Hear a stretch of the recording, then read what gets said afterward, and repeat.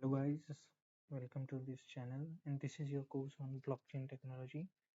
अभी जो सब्जेक्ट हम क्लियर करने वाले हैं उसका नाम है फंडामेंटल्स ऑफ ब्लॉकचेन और ये अपना सिलेबस रहेगा.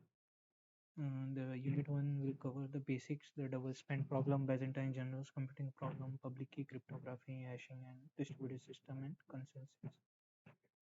और यूनिट 2 में अपन पढ़ेंगे ब्लॉकचेन वगैरह और यूनिट 3 में इथेरियम और फिर यूनिट 4 में tiers of blockchain, types of blockchain ये सब आ जाएगा.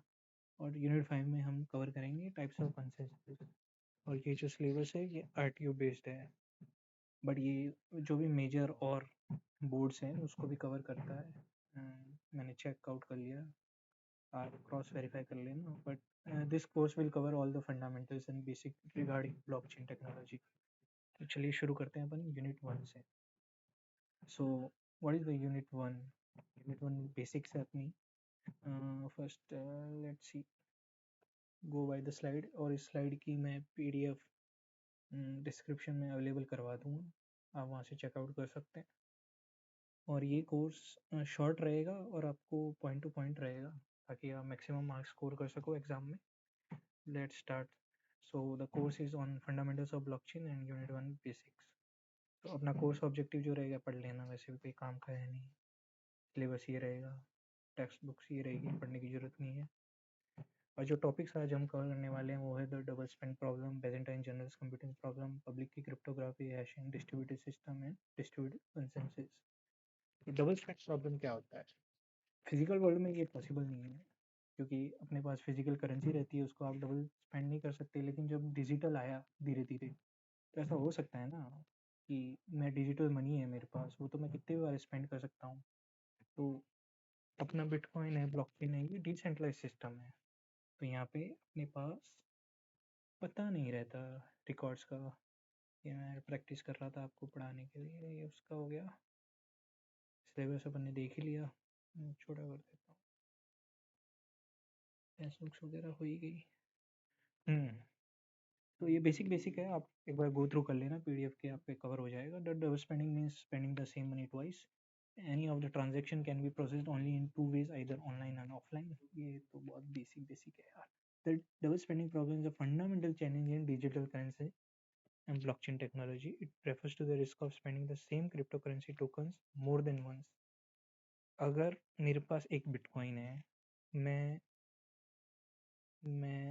बी को, मेरे से नहीं बनेगा बट आप समझ जाना, और सी को अगर सेम टाइम पे वो एक बिटकॉइन सेंड करता हूँ और वो दोनों के पास चला गया, तो मेरे पास तो एक ही था, इनको मैंने एक भेज दिया, इनको मैंने भेज दिया, तो टोटल मैंने सेंड कर दिए 2 bitcoin. It is a double spending problem. It refers to the risk of spending the same currency tokens more than once, essentially creating a duplicate or counterfeit of the digital currency. In a traditional financial system, when you spend money, ये तो है ही यार, पढ़ लेना. Main बता देता हूँ आपको. This is because of centralized authorities such as banks. अब क्या बताऊँ यार, इसमें पढ़ लेना. However, in the context of cryptocurrency and blockchain, अब देखो सेंट्रलाइज सिस्टम मतलब कि बैंक वगैरह सेंट्रलाइज है ना, एक बीच में इनका सेंट्रल सर्वर है, तो ये तो वहाँ पे अपडेट कर देंगे. अगर आपको ब्लॉकचेन के बारे में थोड़ा सा भी पता है तो ये एक डिसेंट्रलाइज सर्वर पर काम करता है, मतलब एक सिंगल सेंट्रल सर्वर नहीं है. उसमें अपडेट करना हर एक सेंट्रल को बहुत इंपॉर्टेंट हो जाता है before making any transaction to go through a blockchain. तो इसको अवॉइड करने के लिए क्या यूज़ करते हैं अपन, transaction are recorded on a decentralised and immutable ledger. Immutable का मतलब होता है जो एक बार हो जाए फिर चेंज नहीं हो सकता, और लेजर का मतलब होता है record. There is no central authority overseeing this transaction. ये प्रॉब्लम्स बता रहा है अभी क्या क्या प्रॉब्लम्स है. अब कोई सेंट्रल अथॉरिटी नहीं है, डिसेंट्रलाइज सिस्टम है. Cryptocurrencies exist only in digital form, making it theoretically possible for a malicious user to create multiple conflicting transactions using the same funds. Okay, the double spend problem arises when someone attempts to send the same cryptocurrency to two different recipients simultaneously on a quick succession. समझ गए? जैसा कि मैंने आपको बताया, at the same time मैंने वो same bitcoin B को भी भेजा, सी को भी भेजा. तो ये ऐसे ही करते थे. अभी तो आजकल तो इम्प्रूव हो गया. शुरू शुरू में जब नया आया था बिटकॉइन, तो लोग इसका काफ़ी फ़ायदा उठाते थे. This can disturb the integrity और trustworthiness of a digital currency. सीधी सी बात है यार, जब आप ऐसा कर सकते हो तो फिर उसकी वैल्यू ही घट जाएगी. क्या मतलब रहा. Blockchain networks employ various mechanisms such as consensus algorithm. Consensus algorithm कुछ नहीं है यार, ये सेट ऑफ रूल्स है जिसको फॉलो करेंगे, इससे अपन अवॉइड कर सकते हैं। ये अपन आगे लेक्चर में पढ़ेंगे। प्रूफ ऑफ वर्क जो कि बिटकॉइन में यूज़ होता है, एंड प्रूफ ऑफ स्टेक जो कि इथेरियम ब्लॉकचेन में यूज़ होता है, ये अपन यूज़ करते हैं to prevent double spending. This mechanism ensure that the transaction are validated and recorded in a way that make it extremely difficult for a malicious actor to spend the same cryptocurrency tokens twice. समझ गया? Multiple confirmation of a transaction achieved through the additions of new block to the blockchain also have reduced the risk of double spending. अब bitcoin में क्या होता है, जब तक नए 6 ब्लॉक और नहीं जुड़ेंगे, इस ब्लॉक में आपकी ट्रांजेक्शन है, आगे के 6 ब्लॉक और नहीं जुड़ेंगे, तब तक वो आपकी ट्रांजेक्शन को कंप्लीट नहीं दिखाता। इससे क्या होता है कि आप उसको चेंज नहीं कर सकते। ये आगे आप लेक्चर्स में और सही से समझ जाएंगे कैसे काम करता है, बट अभी तो आपको समझना है कि डबल स्पेंडिंग प्रॉब्लम क्या होता है और उसका सॉल्यूशन क्या है। ओके, ये जो कि मैंने बताया, सेम एलिस ने कैटी को भी भेज दिया और जॉन को भी भेज दिया, बट यहाँ पे जॉन वाला वेरीफाई हो चुका है पहले ही। The mechanism of the blockchain ensure that the party spending the bitcoin is the real owner. ये रियल ऑनर है जो ये सेंड कर रही है, और केटी को नहीं आया। Double spending is a type of deceit where the same money is promised to two parties but only delivered to one. ठीक है। Okay, the technology behind Bitcoin ensure that the party who spent the Bitcoin is the real owner of only processing verified transaction. ये हम आगे पढ़ेंगे verify वगैरह कैसे होता है, पर आपको यहाँ पे ये समझना है, एलिस ने दोनों को भेजा है, कैटी को भी भेजा है, जॉन को भी भेजा है। जॉन वाली वेरीफाई हो गई तो उसके पास अब उतने बिटकॉइन नहीं बचे थे, तो ये कैटी वाली प्रोसेस नहीं हुई। अब बीच में आ गया ब्लॉकचेन एंड इट्स इम्पोर्टेंस। ये एग्जाम के लिए बहुत इंपॉर्टेंट है। अब ब्लॉकचेन जैसा पेपर है ना, बहुत न्यू टेक्नोलॉजी ब्लॉकचेन, जो टीचर इसको चेक कर रहा है ना उसको भी नहीं पता। तो आप जो कीवर्ड्स है अगर वो एग्जाम में लिखोगे तो आपके मार्क्स 100% श्योर है। बस आपको टीचर को एक बार दिखाना है कि आपको आता है, फिर अंदर आप कुछ भी लिखो।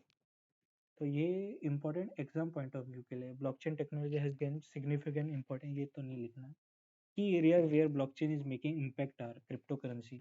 आप देखते हैं बिटकॉइन हो गई, सोलाना हो गई और इथेरियम हो गई, ये famous blockchain.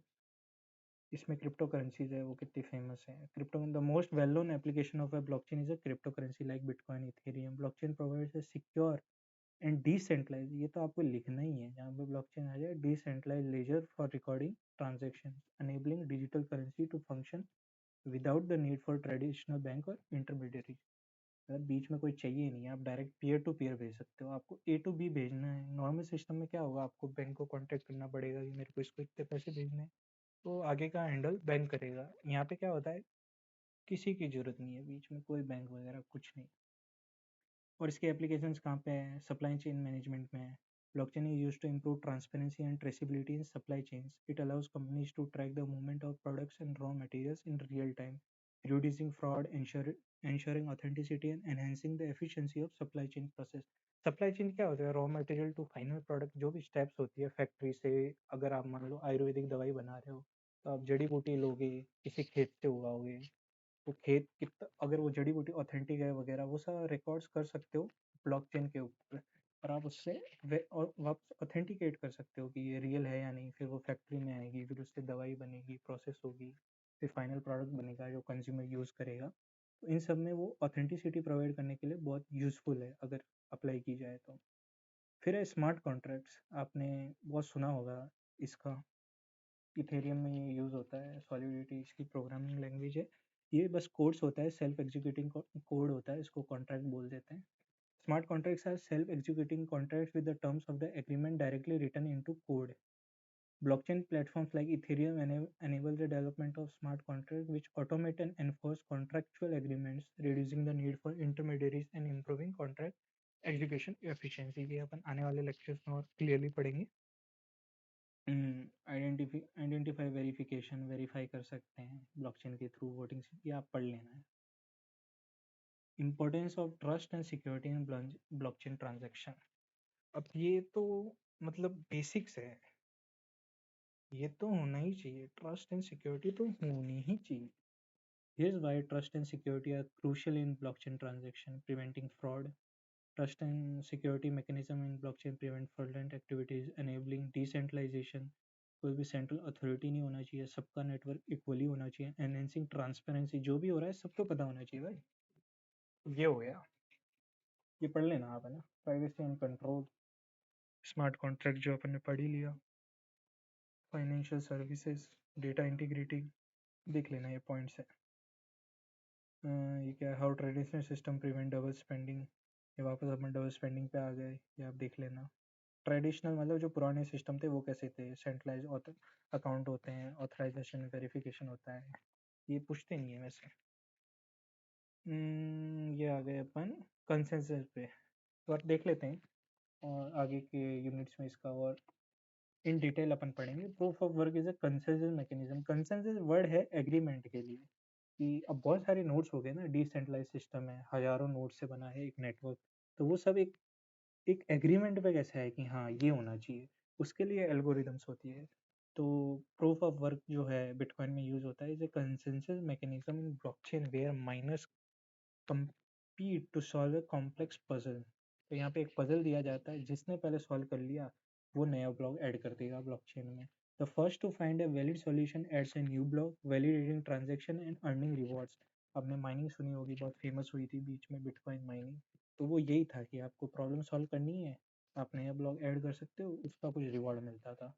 POW ensures network security but it's energy intensive, क्योंकि अब 1000 लोग compete कर रहे हैं, 1000 लोग अपने रिसोर्सेज लगा रहे हैं, उसमें से मिल रहा है एक माइनिंग, एक कर पा रहा है क्योंकि एक ने पहले सॉल्व कर लिया, तो बाकी जो 999 है उनके एफर्ट्स तो वेस्ट गए, उनकी एनर्जी तो वेस्ट गई। ये बहुत एनर्जी इंटेंसिटी में ना बहुत इलेक्ट्रिसिटी वगैरह लेता है, and has environmental concern of course leading to the exploration of more efficient alternatives.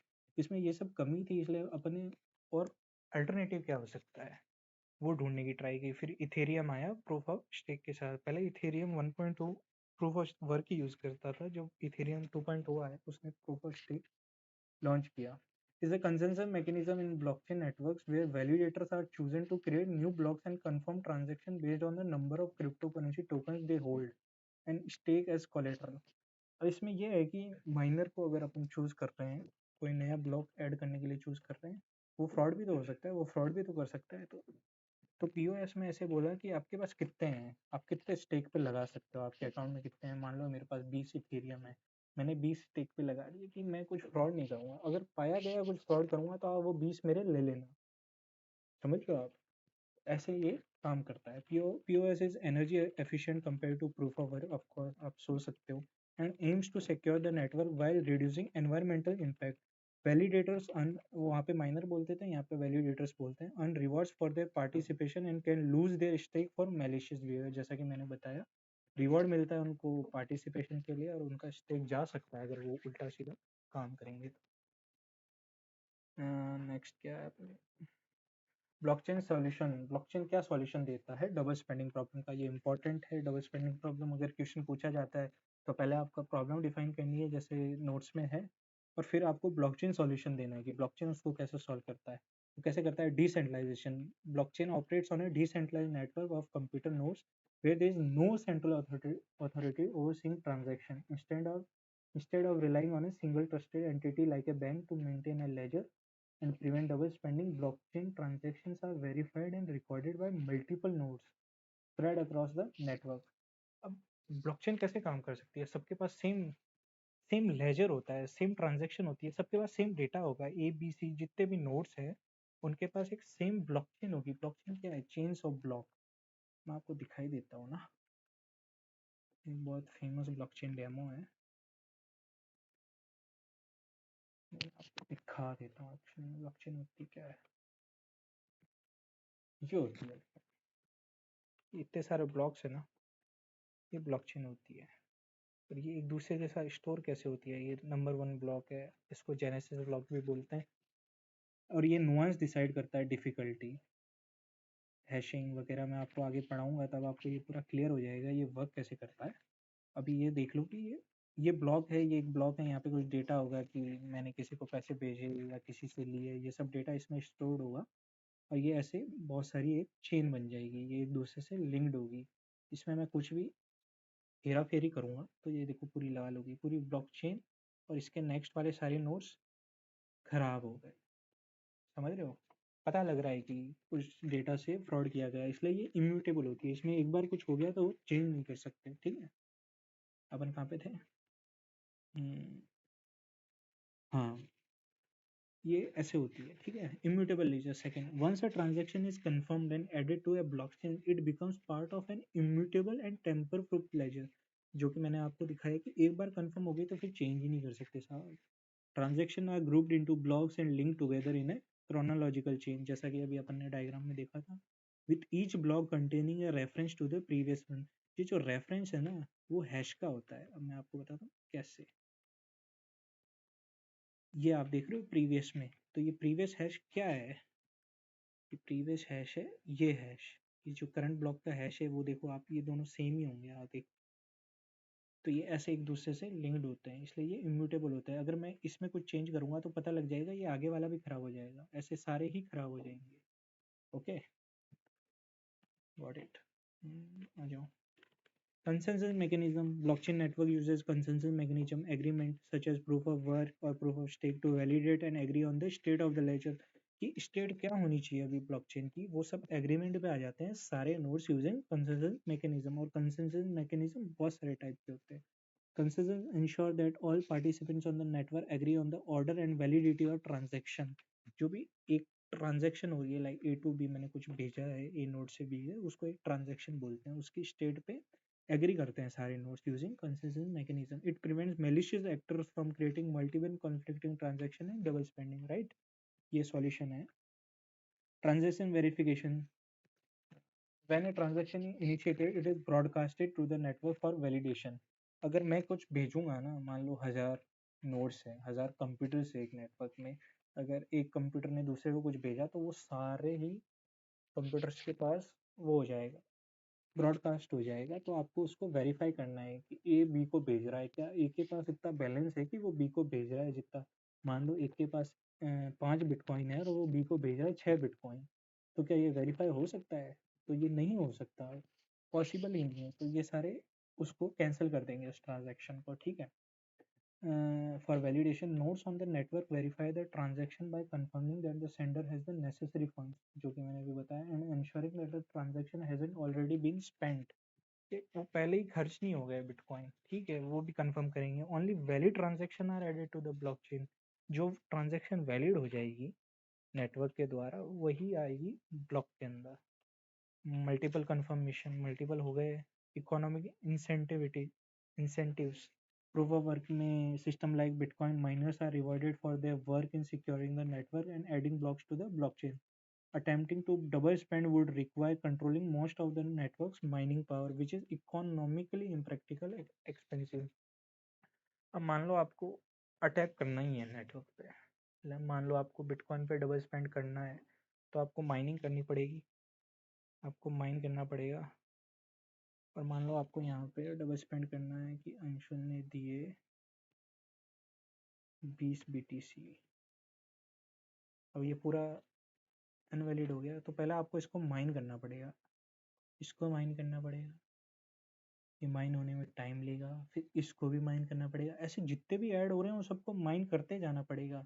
तो आपको इतनी ज़्यादा एनर्जी लगेगी कि ये मैथमेटिकल पॉसिबल ही नहीं है, इसलिए ये इतना सिक्योर है।